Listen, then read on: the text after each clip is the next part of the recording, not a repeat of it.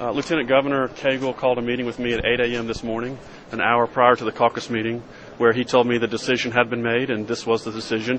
He actually asked me to resign and to issue a statement of apology, and I told him that I would not do that.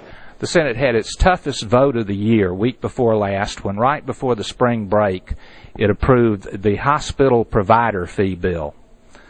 That was not without controversy. Two Republican chairs refused to vote for the bill, along with Whip Mitch Seabaugh, who resigned his position in protest. And this morning, the two chairs were stripped of their position in the Senate caucus meeting, and in the Senate session later in the day, tensions quickly rose to the surface.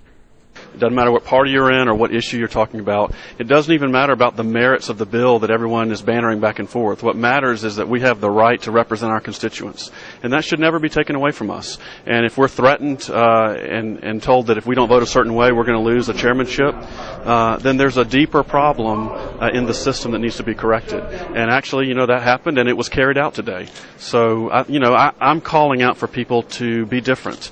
To have a form of government that respects different viewpoints and allows for people to vote what they believe they should for their constituents, and not to be punished by that and cajoled into voting for something different. It's highly unusual for a ranking member to take the well of the Senate to criticize his party's leadership, but that's exactly what Preston Smith did today. Now it seems like the current leaders are less concerned about who they believe may be some kind of political prostitute rather than who they view as the pimp. And that is a real tragedy. When I ran for office, several of those very same recruiters encouraged me to make a pledge to my constituents that I would be a different kind of senator, that I would come down to Atlanta and not raise taxes and increase spending, but would vote to make government smaller and reduce taxes. It's the principle of a senator has a constitutional right to vote for his conscience and the conviction that he feels like he should, and that should never be taken away from him or her.